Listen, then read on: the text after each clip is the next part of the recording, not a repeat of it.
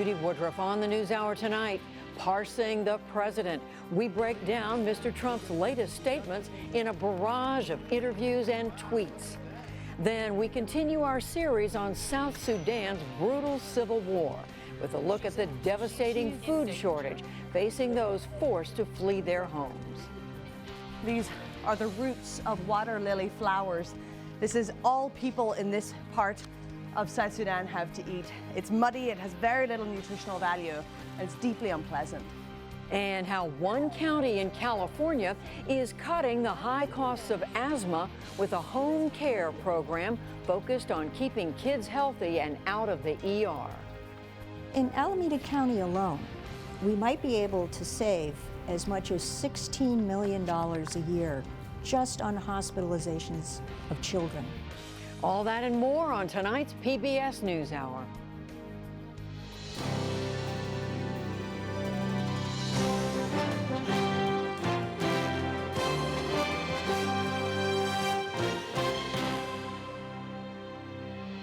Major funding for the PBS NewsHour has been provided by BNSF Railway, and with the ongoing support of these institutions. This program was made possible by the Corporation for Public Broadcasting and by contributions to your PBS station from viewers like you. Thank you. President Trump and Russia's President Vladimir Putin have been on the phone again, and they agreed to step up diplomacy in Syria. The two men spoke today for the first time since the U.S. attacked a Syrian airbase last month. Earlier, Putin met with Chancellor Angela Merkel in Sochi, Russia. He claimed again that Moscow did not meddle in the U.S. election. We never interfere into political lives and political processes in other countries, and we would very much like that nobody interfered into our political life and into the political life in Russia. These are just rumors used in the internal political struggle in the U.S. Meanwhile, Hillary Clinton said today that Putin certainly interfered in order to help Donald Trump and to defeat her. U.S. intelligence agencies and the Congress are investigating whether the Russians coordinated with Trump aides during the campaign. The head of Thailand's military junta says he is now expecting much improved relations with the U.S. They cool sharply after he seized power in a 2014 coup and became prime minister. But today he said President Trump assured him in a weekend phone call that, quote, Thai-U.S. relations will now be closer than ever before. The president also invited him to visit the White House. Mr. Trump gave out conflicting messages today on the compromise measure to fund the government through the end of this fiscal year. First, in a tweet, he signaled displeasure and suggested shutting the government down in the next budget fight.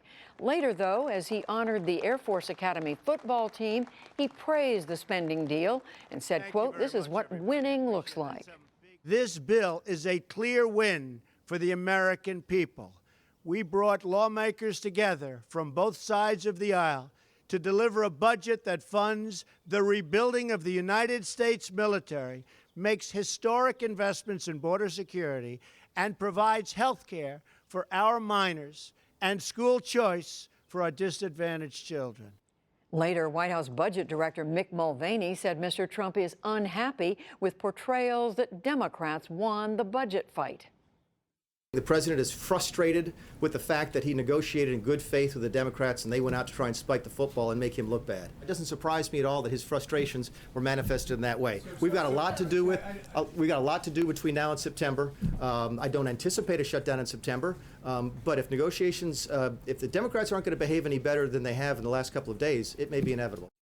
The leader of Senate Democrats, Chuck Schumer, said that shutting down the government at any time would be a bad idea. A guilty plea today from a white former policeman who shot a black man to death in Charleston, South Carolina.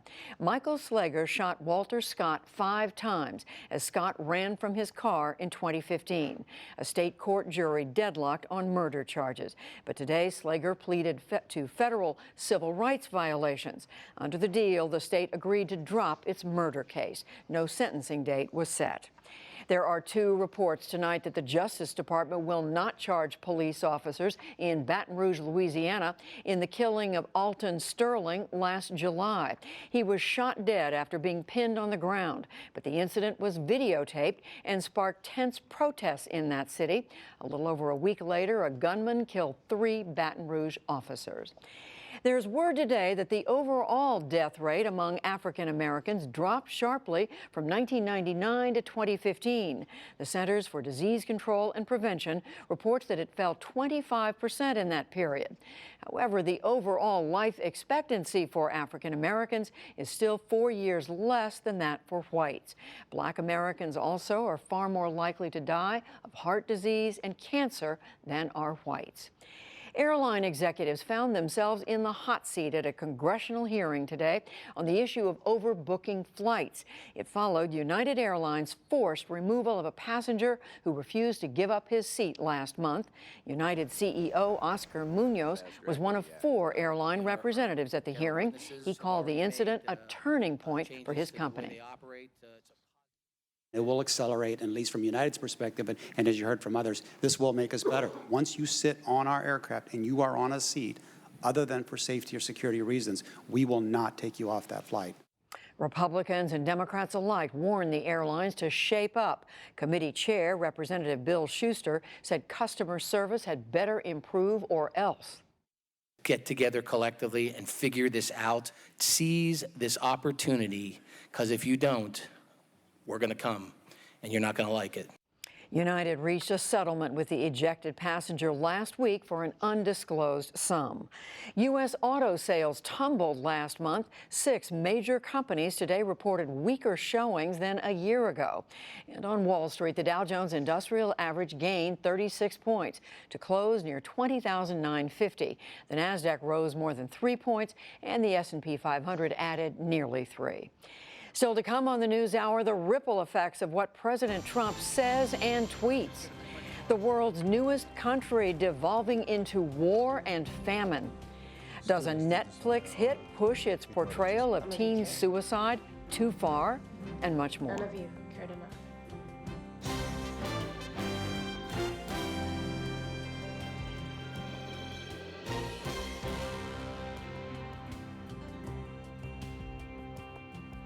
President Trump has given a flurry of interviews in the past week or so to commemorate his first 100 days in office. And he made a dizzying amount of news, giving controversial and at times contradictory comments on topics ranging from North Korea to the U.S. Civil War. To try to make sense of it all, we're joined now by our own Lisa Desjardins, by Yagana Torbati. She's the State Department reporter for Reuters, and Julie Davis. She covers the White House for the New York Times. And we welcome all 3 of you to the program. Let's talk first about the president's comments about the health care bill, this replacement bill. Lisa, he was asked some pointed questions over the weekend. CBS's John Dickerson in an interview for Face the Nation. Here is some of that interview. Let's watch. They are worried. Are they going to have the guarantee of coverage if they have a pre-existing condition, or if they live in a state where the governor decides that's not a part of the health care, or that the prices are going to go up? That's the worry. The American Medical Association says we actually it could have effectively make coverage completely unaffordable for people. We actually have, well, forget about unaffordable. What's unaffordable is Obamacare, John. Right. So I'm not hearing you, Mr. President, say there's a guarantee of pre-existing conditions. We actually have a clause that guarantees. So, Lisa, today there are Republicans saying this newly reworked legislation does not guarantee pre-existing conditions will be covered. What's going on here? And it's changed one major vote, Judy. That's Fred Upton of Michigan. Our viewers might be familiar with him because he used to chair the committee that wrote health care policy. He says he's now a no vote on the Republican plan as it stands now because he says pre-existing conditions are not protected in this latest version. It seemed that either President Trump didn't exactly understand the latest version, or he was talking about not the pre-existing waivers that states could get, but perhaps the high-risk pools that they're hoping states use to protect those folks who have pre-existing medical conditions. And at one point in that interview, Julie Davis, the president, did refer to pools. What do you think was going on there? Well, I think what we're hearing is a president who doesn't like to get very steeped in the details of policy, and what he wants to emphasize is his message, which is that he wants everyone to be covered as effectively and as fulsomely as they are under the Affordable Care Act. The problem is members of Congress have to vote on an actual piece of legislation, and they're looking at a bill that doesn't do what he says it does. So that's why we're seeing this initiative stall yet again, and it sounds like the president's rhetoric is out of step with what is actually happening.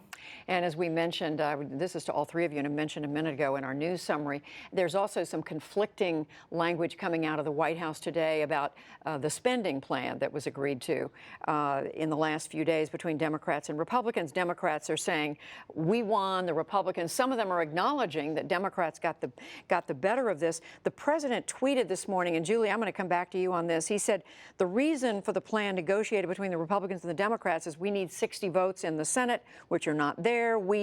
He said, either elect more Republican senators in 2018, or we change the rules now to 51%. Our country needs a good shutdown in September to fix this mess. He sounds frustrated, Julie. He is frustrated, and we heard from his OMB director, his budget director, Mick Mulvaney, this afternoon, that he thought that those tweets were because of the president's frustration. Not that he didn't get what he wanted in the deal, according to the White House, but that Democrats were acting like they had won when, in fact, the president had been negotiating in good faith, Mr. Mulvaney said. The fact is, the president did have to come to the table, and Republicans in Congress did, and compromise to get a spending agreement through. And while most presidents would be spending this time saying, we got a lot of what we wanted, it was a good compromise, I showed that I was willing to come to the table. Instead, the president started the day really emphasizing how willing he is to sort of spark a partisan conflict in the next go-round. So rather than enjoying the fact that he was able to broker a compromise that most people thought it was going to be difficult for him to do, he's now looking forward to the next negotiation and saying, well, I'm ready to torpedo that one.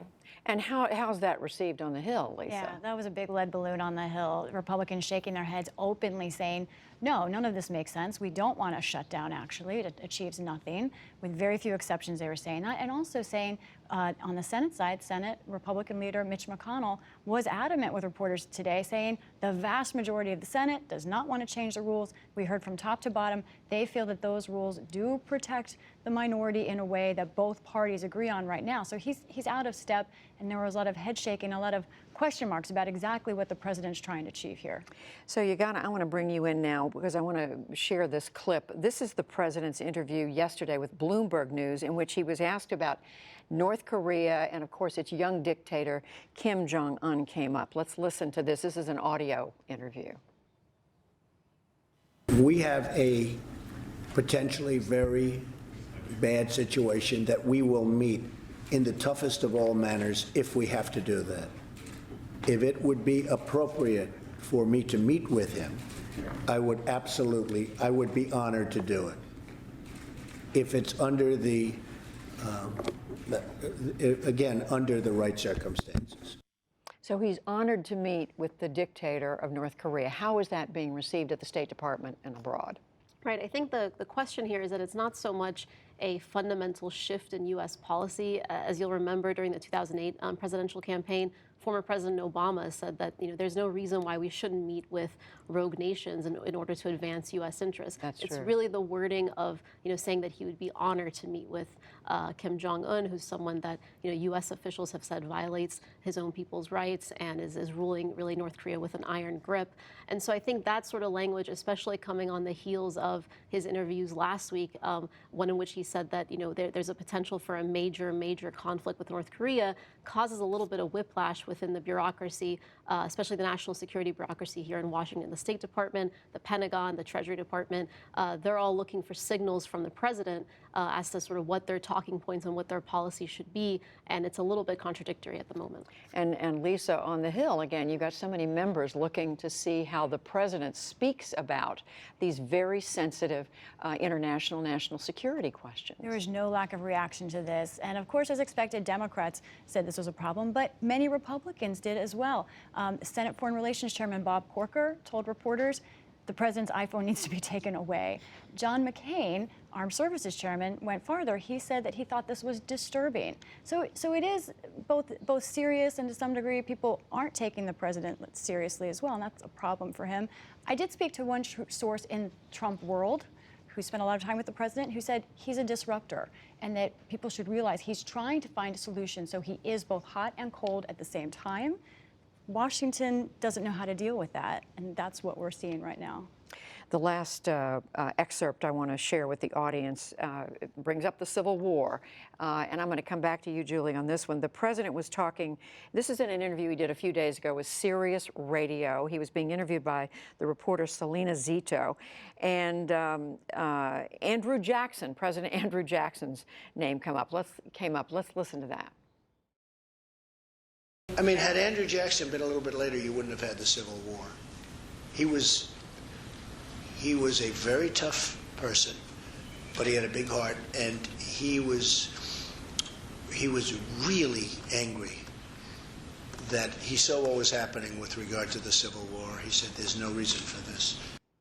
So, Julie Davis, we know President Andrew Jackson died 16 years before the Civil War started. The president was trying to clean this up a little bit on Twitter this morning.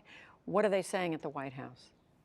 Well, I think, as with many of his tweets, they weren't professing to know exactly what he meant when he made that comment. I think one of the more charitable explanations was that maybe he was talking about the nullification crisis when the southern states wanted to secede, and he was against that. But really, I mean, historians point out that this is a president who is really not steeped in the details of history, even sort of the broad outlines of history, the way that many presidents have been. Again, he's not interested in the details so much as he's making the point. Andrew Jackson is a populist who he has said he very much admires and sort of wants to fashion himself after. The question, though, is, you know, Andrew Jackson was also a slave owner, and to the degree that he might have been suggesting that there might have been a solution short of the Civil War that would have ended the conflict but preserved slavery or some element of it, that had people really concerned, and that had both historians and other analysts just sort of scratching their heads like, why would you make a point like that? It's just one of those comments that left, I think, a little bit more of a mess than he intended. So Yagani Tribati, obviously the Civil War, they don't have to worry about that anymore at the State Department, but they do obviously consider the way the president uses language and the way he speaks about, and his knowledge of American history. What do the diplomats you speak with, those who pay attention to the sensitivities of all this, say? There is some concern that, you know, our allies and our rivals abroad, the U.S. allies and rivals abroad, are somewhat behind closed doors, a little bit mocking of some of the things that President Trump says, and U.S. diplomats sort of just have to kind of grin and bear it. There's not much they can really say either in defense or sort of an explanation, because they're not really sure themselves what the president might be getting at. There's a broader question of when he makes these kind of contradictory remarks, or remarks where he's sort of whipsawing from sort of statement to statement. You know, do the rank and file, do the bureaucrats within the national security agencies, do they know which direction to follow when they're trying to sort of set the agenda for meetings? They're not quite sure right now, because they usually get their signal, their policy signal, from the president, and that's not really clear right now. Even if Secretary of State Tillerson or Secretary of Defense Mattis are very consistent in their own messaging, the State Department and the Pentagon may not the right hand may not know what the left hand is doing. And so that's sort of the concern that diplomats at least have right now. It's a reminder that every word out of the president's mouth has repercussions on Capitol Hill, elsewhere around the executive branch, Julie, and Yagana, completely around the world, not just in the diplomatic community here, but literally around the globe. Absolutely. Yagani Tribati, Julie Davis, Lisa Desjardins, we thank you. Thank you. Thank you. Thanks, Judy.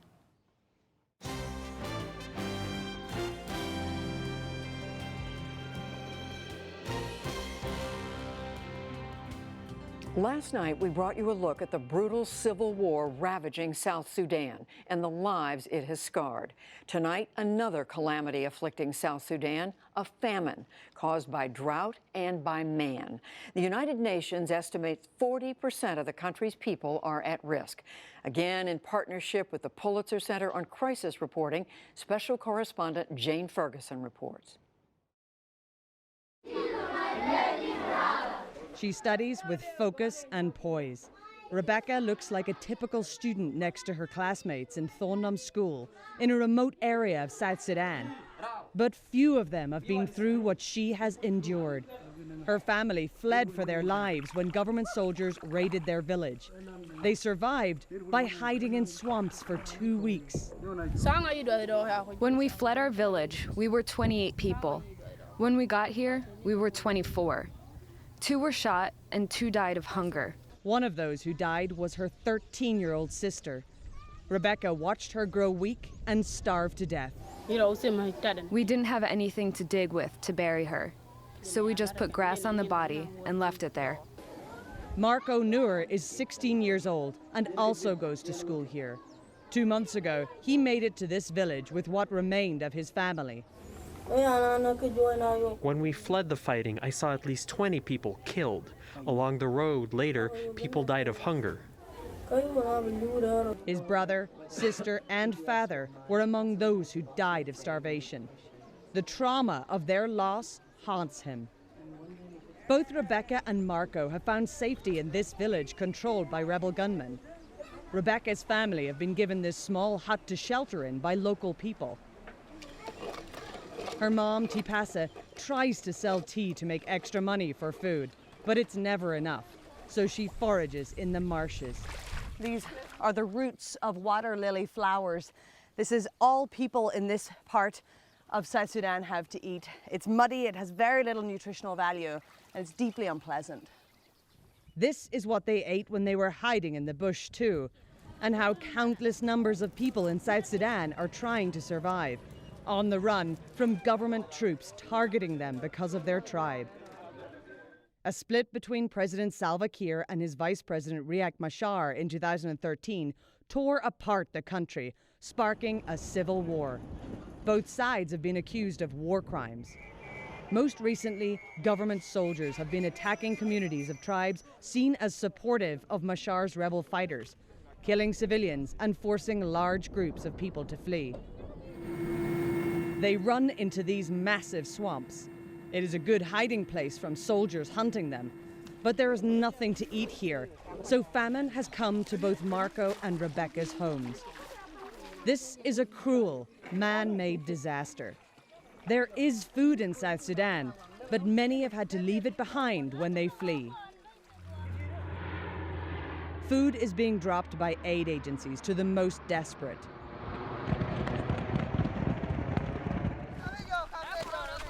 Those with the strength come out of hiding to get life-saving supplies. This is Lear, the famine area where Marco is from. People here used to grow their own vegetables and farm cattle. When they ran for their lives into the bush, they left behind any way of feeding themselves. The International Committee of the Red Cross is giving them tools and seeds. If they plant maize now, they can harvest it by August, if they live that long. In many ways, this area is symbolic of the link between war and hunger in South Sudan, an area where aid agencies are giving out food to local people. They say this once was a vibrant marketplace until government troops came in and burnt it to the ground. And now, the only thing left of that market is just ash in the ground. The numbers of those in need here are staggering. 100,000 people are right now starving to death across the country. Millions more are on the brink. Before I came here, I thought, I know the drill. I've been there. I have never seen anything more complicated, more saddening as compared to South Sudan. 4.8 million people do not have enough food. It really shocks me. Deep Mala Mala runs the US-based charity Mercy Corps' operation in South Sudan. She is not optimistic for the future. I have to say the gap between being brink of starvation and actually starving, there isn't a whole lot of time left. The deterioration happens pretty fast.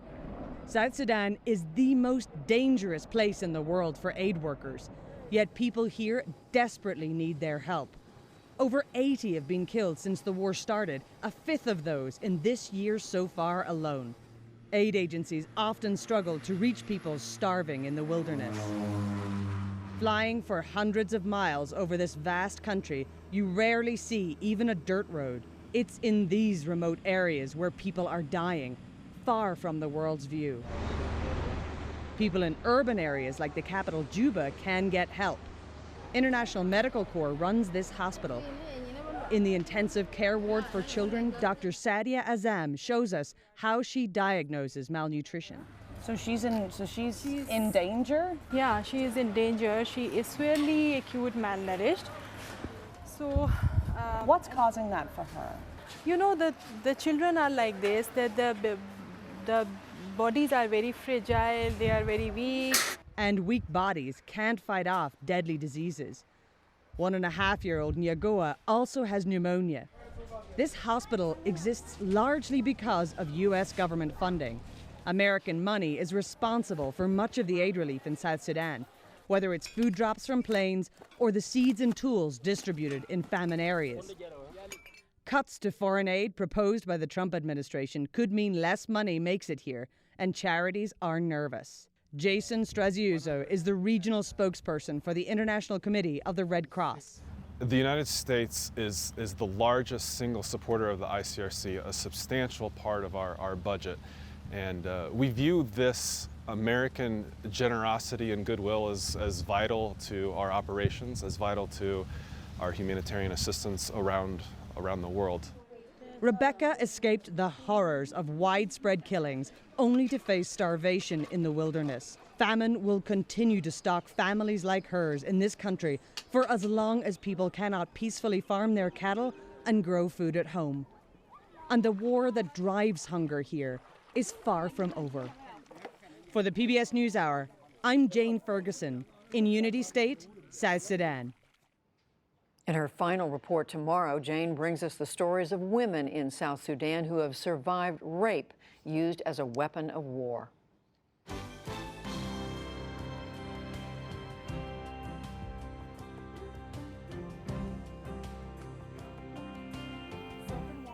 Stay with us. Coming up on the NewsHour, home visits that cut back on the risks and cost of asthma. And from our NewsHour bookshelf, a new perspective on a polarizing president. But first, can a dramatic depiction of suicide go too far? A new series on Netflix about a teenage girl's tragic death has some school districts and mental health experts worried that the show has gone beyond just entertainment and could pose a threat to young students. William Brangham explores the controversy. It's part of our weekly series, Making the Grade, and a warning. The story contains graphic content. Some of you cared. None of you cared enough. And neither did I. 13 Reasons Why tells the fictional story of Hannah Baker, a 17-year-old high school student who takes her own life. Hannah leaves behind 13 cassette tapes where she narrates the events leading up to her suicide. Hey, it's Hannah. Hannah Baker. Each tape centers around one person, and in it, Hannah tries to explain why that person was or wasn't to blame for her death. Don't adjust your whatever device you're hearing this on. It's me, live and in stereo. Get a snack, settle in. Because I'm about to tell you the story of my life. More specifically, why my life ended. And if you're listening to this tape, you're one of the reasons why. The show, which was released in its entirety a month ago, brutally depicts some very tough topics: hazing, cyberbullying, and rape. Hannah's own rape by one of her classmates is unsparingly shown. The series is based on a 2007 young adult novel by Jay Asher, and it was produced by singer Selena Gomez.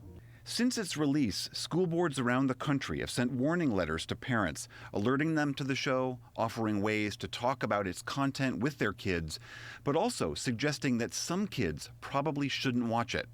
Among the concerns cited is the very explicit way Hannah's suicide is shown in the final episode. Pardon me, but you really hurt my feelings. Some psychologists say it glorifies suicide. Others worry it could lead to copycat behavior. The National Association of School Psychologists advised teenagers who suffer from suicidal thoughts not to watch at all, saying it may lead impressionable viewers to romanticize the choices made by the characters. Both groups found fault with the notion of Hannah sending these taped messages from beyond the grave and criticized the depiction of a school counselor on the show, who they argue fails to follow up on Hannah's obvious distress. Following the outcry, Netflix says it will add a warning at the beginning of the series in addition to the warnings in front of the most graphic episodes. And from the beginning, the show's creators say they consulted mental health experts and tried hard not to glamorize suicide. Brian Yorkie is one of the show's creators. We did want it to be painful to watch because we wanted it to be very clear that there is nothing in any way worthwhile about suicide. We asked the NewsHour's own student reporting labs to ask some high schoolers for their take on the series. Some applauded the show. I thought the series would help students that are grappling with suicide just because the show promoted awareness for students who deal with suicide and depression, and they wanted it to start conversations. So it became so popular and so many people were talking about it that I felt like it did. I really feel like it's important for adults to know how much social media impacts us now. It's a different time, and social media is one of the biggest reasons why suicide happens nowadays. Others were concerned how the show dealt with suicide and mental health. I feel like there's a lot of younger audiences who watch it, and that they watch it and they get the wrong idea that maybe suicide is okay or suicide is romantic, or maybe if I kill myself, there will be a boy somewhere who turned out to be in love with me. It shows the pain that others are suffering, but it doesn't really address the fact that Hannah's dead. The message behind it was to be kind to everyone so they don't commit suicide. But in the show, no one helped her. The counselor didn't help her. All the students didn't help her. She reached out to people, but none of them tried to help her.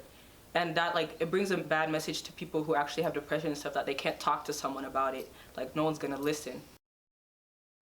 So, is 13 Reasons Why just a powerful, provocative drama or something more troubling? I'm joined now by Dr. Christina Connolly, who oversees psychological services for all the public schools in Montgomery County, Maryland, and by Sonia Saraiya, a TV critic for Variety. Welcome to you both. Thank you for having us. Dr. Connolly, I'd like to start with you first. Before we get to some of the concerns about this show, I know your job is to oversee 100 school psychologists. You look out for the welfare of young people. But as a person, as a viewer that watched this show, what was your reaction when you saw it? Initially, the show was very provocative. I first watched maybe an episode a day, and I was watching it night after work. And I was thinking, oh my goodness, and it really draws you in.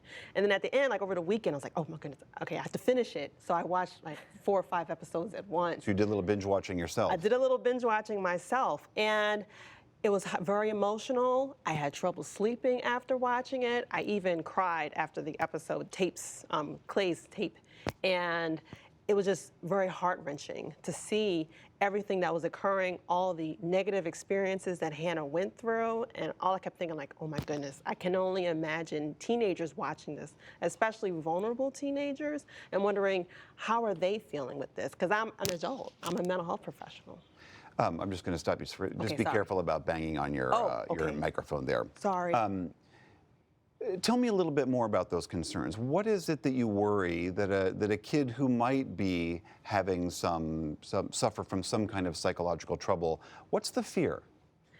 The biggest fear is that there will be copycat behavior, that they will watch Hannah's death, watch her die by suicide, because it graphically shows her with the razor cutting her wrist, and see, is this how I can die by suicide? Is this how, kind of like a recipe for how I can die, a way of coping with what's happened? And that is not, as educators, as mental health professionals, we do not want students and other adolescents following along with what Hannah has done.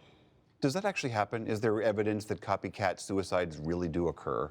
Yes, there is research out there showing that suicide can be contagious, it can be copycat, especially even in schools. Even in the series itself, there is Hannah who dies by suicide. In the last episode, there is another student, Alex, who was involved in the tapes, and then he attempts suicide. So absolutely, this can happen in schools. Sonia Saraiya, I'd like to turn to you. But again, before we get to the concerns that have been raised about the series, as a TV critic, as someone who analyzes this as a piece of art, what was your reaction to the series? You know, I found it extremely compelling. I think that Christina's experience of watching it was one that I felt too. I wasn't expecting to be so taken in by a show that was aimed at teenagers, and I really ended up binging it in the same way. And part of it is because, you know, more than being about teenagers and being about their feelings, the show's constructed really brilliantly. Brian Yorkey, who adapted the show from Jay Asher's novel, it's adapted so well as a TV series with each tape being an episode. You feel like you're in a mystery story, even though you know what's going to happen. And there's something very moody, almost noirish about the way that the atmosphere of the school is constructed. That's a very compelling atmosphere, and it was really easy to sink into it and to watch this whole story with these characters who were really going through a lot. Sonia, how would you respond to that concern, though, that it in some ways could be seen as a guidebook, a textbook that a young woman goes through some very troubling things? This is not to discount the things that happen to her in the series. It's really awful things that she experiences. But that we see the resolution of that is her suicide, and then this very long sort of what some have argued is sort of a revenge fantasy played out on all of her classmates. How do you respond to that, that's really not a great thing to be showing kids? Stories are not always about recreating what's happening. They're about showing us what happens with these characters in this story, in this world, so that we can take away something from it. If you were someone who was thinking about this, you would understand what it might do to the people around you, how difficult it might be for your parents to find you in that situation. And you might also feel that if someone else had gone through this experience, that you were not so alone in your experience of it, especially because one of the main takeaways of 13 Reasons Why, I think, is that you know Hannah's going to do this, but you also see how much of a mistake it is as you see the entire texture of her life and how many people love her and care about her, even though they weren't able to express it in the right ways throughout her life when she needed those crises. At the end, you don't think it was a good idea. You know, that certainly wasn't the takeaway that I think that a lot of people are taking away from the show anyway. To me, it seems like it was a mistake. She really had a lot to live for. Well, Christina, what do you think about that? The idea that in some ways this really does show the emotional wreckage, not only that cyberbullying and rape and the assaults and all of those things do to her, but also her own death and the aftermath of that. Could that be, from your experience as a mental health professional, could that be cathartic for a lot of kids? I think that for kids, giving information about what can be part of the high school experience, these negative experiences that can occur, these do happen in real life. And as educators, we have to be aware of that. We have to help to promote to our parents that these things are happening. Our goal is to make sure that our parents and our teachers and other staff members in schools know that the show is happening. Kids are watching it. They're in lunchroom talking about it on the bus. What can we do to help them? And as they talked about, one of the big things with the counselor, and parents were not shown, or teachers were not shown in a way as a helper.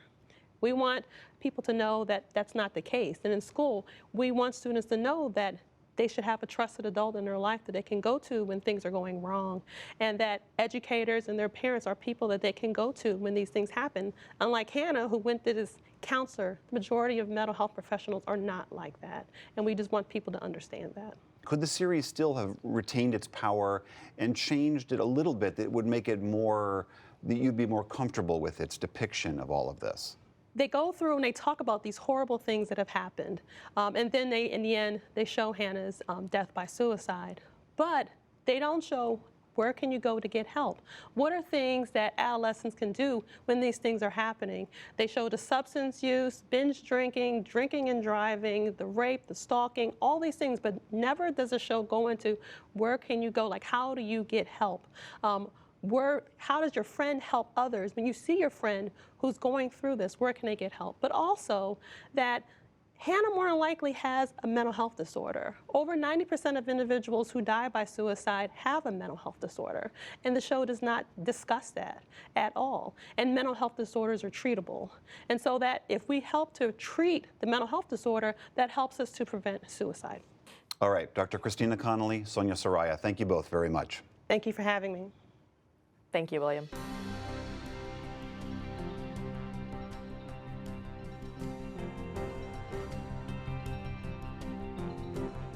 Roughly 25 million people in the U.S. have active asthma. For most, it can be controlled with the right medications and by avoiding environmental triggers. And yet, nearly half of all adults and 40% of children have uncontrolled asthma, which can lead to expensive medical interventions. Total annual costs for the disease are estimated at $60 billion. Today is World Asthma Day, which makes it a good moment for this report by special correspondent Kat Wise about a California program that's drawing attention for its way of keeping kids healthy. Clink, clink, clink. 3-year-old Jesus Cresto has been to the emergency room twice in the past 12 months for asthma attacks. His mom, Angelica, says she isn't getting much sleep these days. I'll just be checking on him. Is he okay? It is really hard because it changed your life. I just want to take care of my kids better. The Cresto family lives in East Oakland, a predominantly low-income community in Alameda County, which has some of the highest rates of asthma in California. Children with uncontrolled asthma, especially those from low-income families who often have government-funded health care insurance, account for a disproportionate number of costly ER visits and hospital stays. So keeping Jesus and the more than 1 million other kids with asthma in California healthy is a big priority, and Alameda County has been leading an effort to do just that, focusing on the place where kids spend the most time, their home. On a recent morning, a team of cleaners specializing in asthma trigger remediation arrived at the Cresto home. They cleaned up pest droppings behind the fridge, removed mold spots on a bedroom window, and put a dust mite cover on the mattress. The cleaning visit was arranged by Sandra Rodriguez, a community outreach worker from the county's Healthy Homes Department. She is part of a unique collaboration between housing and public health agencies. Where does Jesus spend a lot of the time? He usually likes to be on the floor. So how I clean the house, I use Clorox a lot. Okay. Because I think I want to keep the floors clean. Using harsh chemicals like Clorox can really exacerbate a child's asthma, and so we recommend that you try natural products. Just soap and water. Soap and water, and one of the additional is baking soda. Okay. The program, which began in 2001 and was among the first of its kind in the country, is open to all children in the county who have been diagnosed with asthma. Allergen-reducing products like HEPA filter vacuums are offered to families who can't afford them, and the program will even pay for minor home repairs. We saw these very high rates in our county, and we didn't want to have residents who were dealing with issues like that. Brenda Retta Yamashita manages the public health department side of the program called Asthma Start. She says the upfront costs, which average about $2,500 per family depending on the needs, are worth spending to prevent the back-end costs. It's around $23,000 for a child to have an asthma hospitalization and around $3,500 for an ER visit. So that's the highest impact. Mom losing money, dad losing money because they have to stay home with the child or take the child to the ER and their employer doesn't pay for sick time. There's a cost to cities and or counties for their fire because fire departments show up to 911 calls. The other key priority for the program is educating families about the importance of taking prescribed asthma medications. That's where medical social worker Amy Scholenbeck comes in. Watch him breathe. Yeah, excellent. Good boy. On this day, she is back for a second visit with 2-year-old Romani Webb and his mom Artensi. Romani has had several hospital stays for asthma attacks, but after an initial 2-hour visit a month ago, the family has been on top of his medications. So have you noticed that he's been having less symptoms since you've been doing this? At the nighttime, definitely. He sleeps a lot better too. Oh, I'm so happy to hear that. It's all about his health. Yes. We want to keep you out of the hospital, baby. Sometimes the family ends up confusing the inhalers or wasn't explained to them in enough detail. So we're in a calm environment in their home, and we take a lot of time to make sure they understand what the medications do in the body, and we have special stickers we put on the medicines, and we just make sure they really get it. I just wanted to give you an update on our numbers. The program has served about 250 families each year. It's been funded through a combination of sources, including grants, taxes, tobacco settlement money, and a local Medicaid managed care program. A data review by that organization in 2012 found healthcare costs for pediatric patients ages 0 to 5 were cut in half during the 12 months after they went through the program. Those results and the program's long track record are generating new interest in Alameda County's preventative approach. I have studied a lot of programs, but when I got introduced to this program, what I saw was a very seasoned, careful intervention that draws on the best practices that we get from research to date. UC Berkeley professor Linda Newhauser is leading an in-depth study of the program. Her research is ongoing, but she believes policymakers around the country should pay attention. It's hard to estimate the cost savings, but I think in Alameda County alone, we might be able to save as much as $16 million a year just on hospitalizations of children. This is an amazing saving of healthcare costs. 8-year-old Milan Michael is one of those children who is happy to be out of the hospital. A year ago, she was in intensive care after an especially bad asthma attack. Her mom, Nebiat Hagos, says some big changes have happened since the asthma teams visited their home. Now she's doing a lot better. She hasn't been to the ER in at least a year. They made a great difference. We were living close to a freeway, and they mentioned to me how that affects asthma. So we moved away from the freeway now, and that also helped. Hagos is now working for the program and using the training she received to help other families with asthma. The home-based asthma program recently got a temporary boost in funding from a national nonprofit and the Alameda County Board of Supervisors. That money is being used in part to help an additional 250 families this year. For the PBS NewsHour, I'm Kat Wise in Alameda County, California.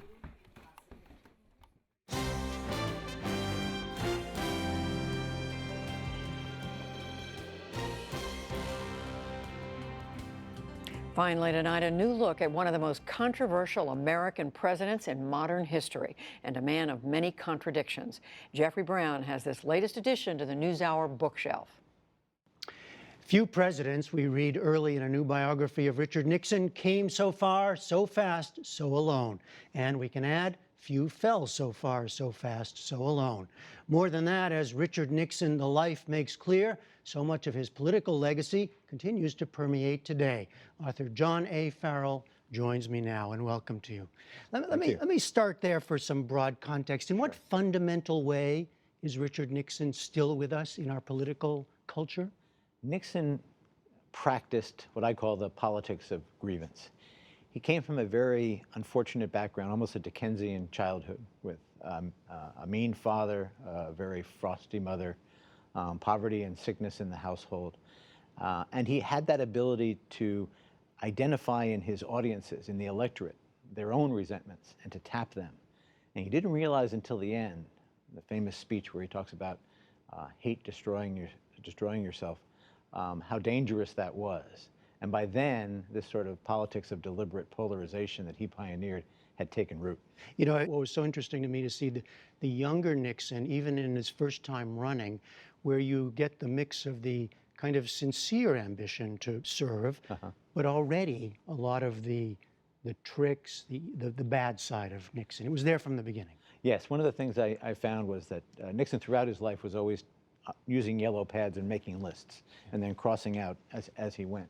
So he comes home from war in 1946, and like lots of the young veterans, having seen the sacrifices that were made, they wanted to improve their world. They wanted to make sure those sacrifices weren't in vain, and that's where that idealism that you talk about came from.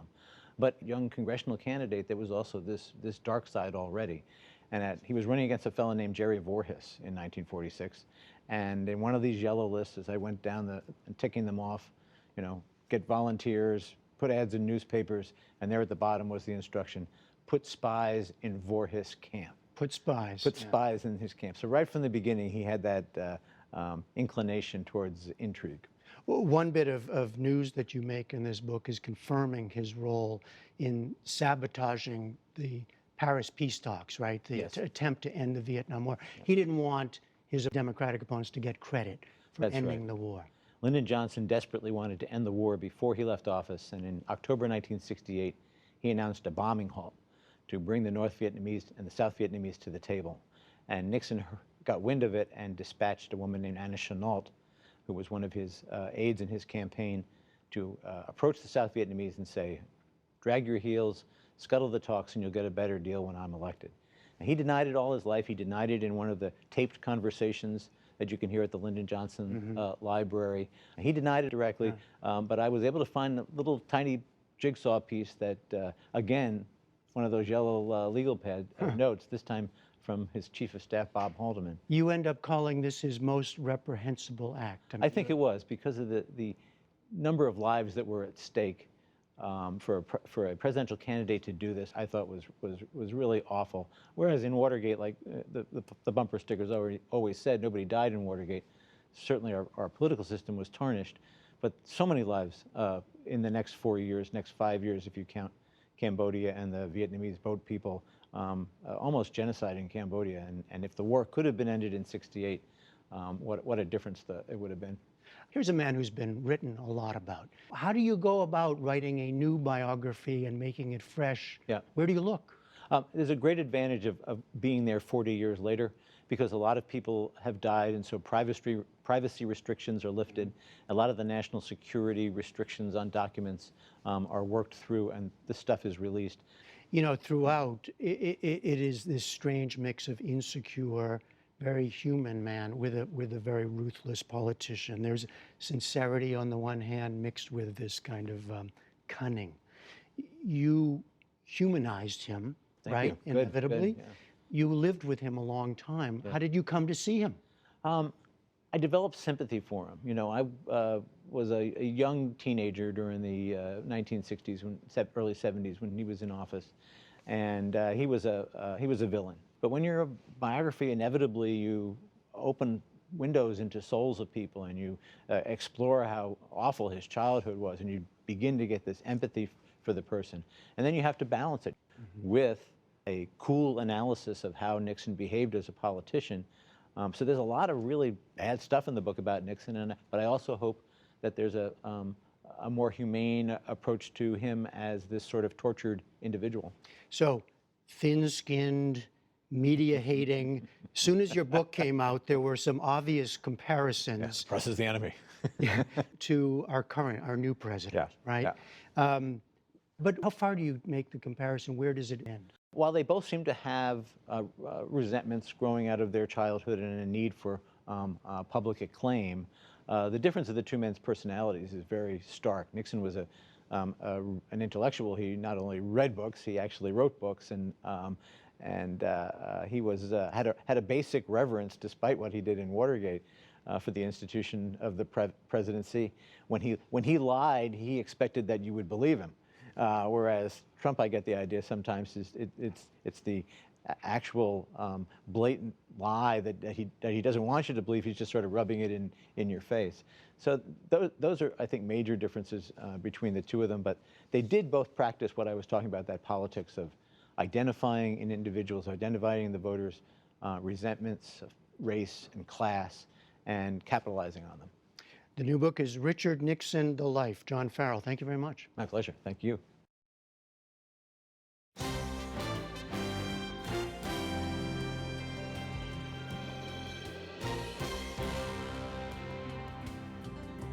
Tune in later tonight. Frontline examines what happens when teenagers convicted of murder are permitted to re-enter society. Second Chance Kids focuses on two men among the first to be released following a 2012 Supreme Court decision that found sentences of mandatory life without parole for juveniles unconstitutional. Anthony Rolon was a teenager when he was convicted in the death of Bobby Botello in New Bedford, Massachusetts. 20-year-old Bobby Botello was stabbed to death nearly 2 decades ago. Tonight, his family speaks to Eyewitness News as they wait to hear if his killer will stay behind bars. It's unfair. It shouldn't even be happening. And we'll fight till we have to. And we'll do whatever. I knew that the victim's family believed I shouldn't even be having this hearing. I miss my son. He was my firstborn. I shouldn't be having this opportunity to give this individual a second chance. Good morning, Mr. Rowland. I'm chairman of the Parole Board. We are here today to consider your petition for parole from a first-degree murder sentence for stabbing and killing Robert Botello on January 21st. I wanted to have respect for the family, so I didn't want to look over there. But I went there with the purpose of of having that opportunity to just say, I'm sorry.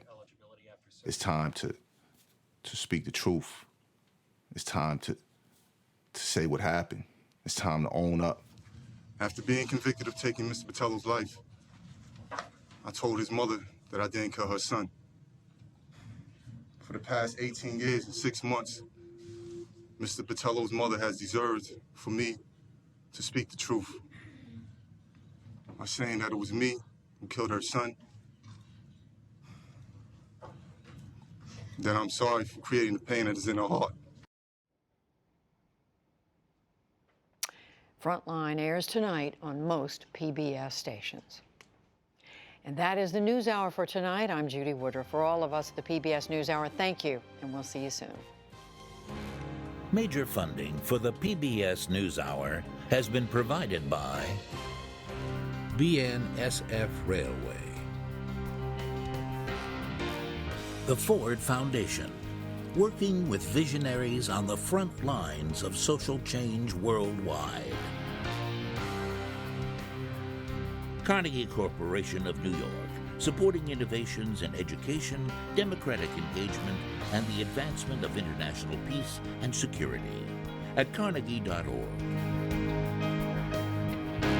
And with the ongoing support of these individuals and institutions.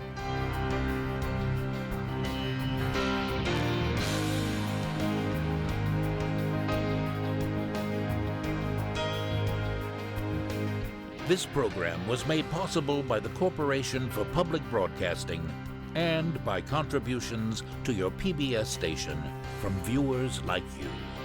Thank you.